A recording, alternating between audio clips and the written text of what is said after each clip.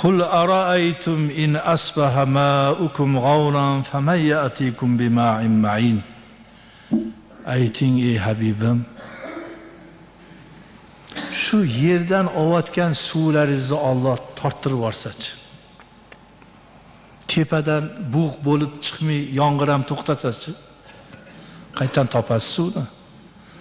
Qo'l bilan yasab bo'ladimi? O'sha quduqdan buloq yo'q bo'lib qolsa, tortilib ketib qolsa, qayerdan olasiz? Desa bitta mushrik ketmonim bilan kovlab oluraman deganni o'zida ko'zi oqib tushgan o'sha yerda. Bu ham bitta mo'jiza bo'lgan.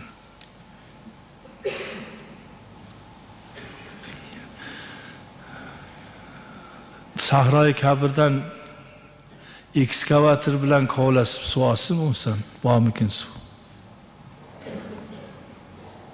Xudo beradi suvni ham. Qarang, mana samolyotda uchayotganda ham tepada ham bulut deymiz. O'sha suv Allohim shuni havoda ushlab turib tushadigan joyga tushirtiradi, tushmaydigan joyga tushirtirmaydi. Shu qo'lga shu zilol suvni olganda bir fikr qiling, bu nima? Hayot shunga bog'liq. O'sha suyuqlik bo'lmasa o'ladi odamzod, ham hayvonot ham, nabotat ham, hamma narsa. Nima o'zi bu?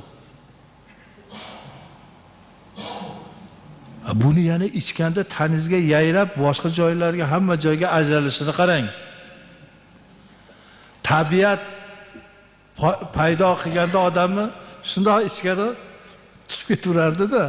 U Alloh yaratgan, biri ko'zga, qonga kerakmasi boshqa joyga ajraladi.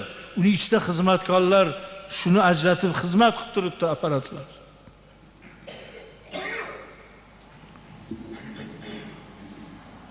Gap yerda ham emas, aslini olganda suvda ham emas, havoda ham emas. O'sha suv, havoni, yerni yaratib qo'yguvchi Allohdir. Ekin ekamiz, hay bo'pti, mayda toshlarni hamda sochaylik yerni kovlab. Mayda toshlarni sochib kovlangan yerga ustidan o'g'it berib kutib o'tiraylikchi, nima o'sib chiqar? U domki uning ichida hayot bor. Piyoz bo'ladigan, piyoz, sabzi, qovun, tarvuz, don, dun. Uning ichida o'ziga yarasha zavodchalar bor, yaratib ish berib sizga chiqazib turadi.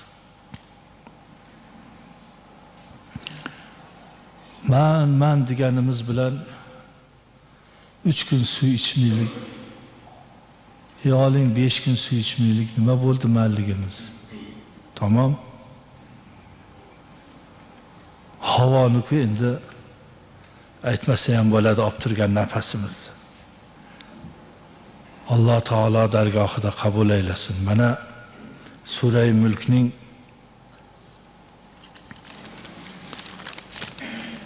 tafsiri qo'limizdan kelgancha bilganimiz shu bo'ldi. Subhana robbika robbil izzati amma yasifun va salamun alal mursalin valhamdulillahi robbil alamin.